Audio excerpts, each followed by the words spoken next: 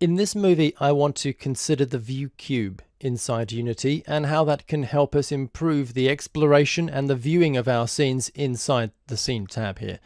So I have this project open and I have the scene navigation.unity open. So you can see from the project panel that this is the scene navigation scene. You can simply double click on that file name to open the scene and view that inside the viewport here.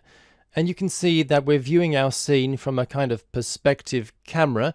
It is not the scene camera, that is the perspective of the gamer inside the scene.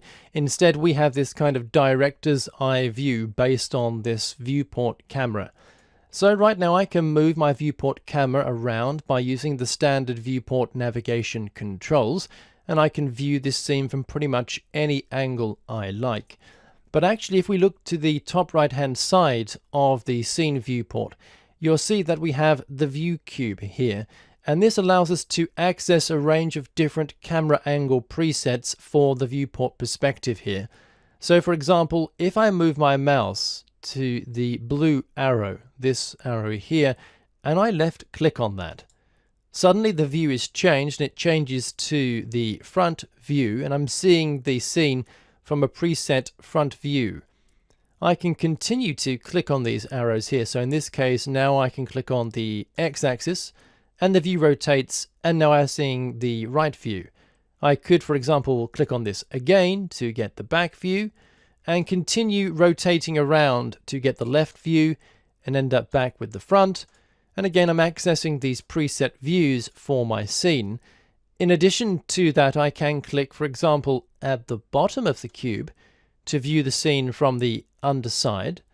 And I can do the same thing with the top here by clicking on the top arrow to get a view of the scene from the top.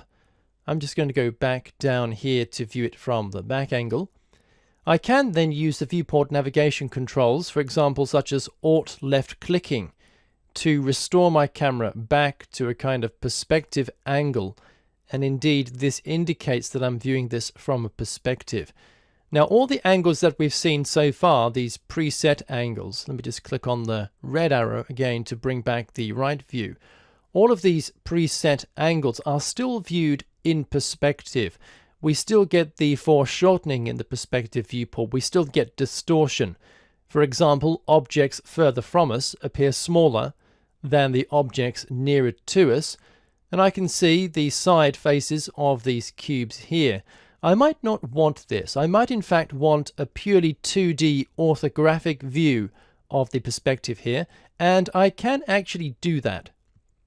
To do this, I need to move my cursor to the center cube at the view cube here and simply click on that. And when I do this, you can see that I'm taken to this orthographic view now. And actually, I can view the other angles still in orthographic. And I know it is orthographic because this grid is suddenly overlaid on top of my view here. So now I'm viewing the scene truly in 2D. I can get a top view as well. Again, still, this is in orthographic here, although I can see the shadows. I still can't see the sides of the cube, and all these cubes appear the same size. Again, let's go back to a kind of side view, and again, we've got the side orthographic view. Once again, I can restore my perspective view simply by clicking on the cube again, or I can Alt left click and drag.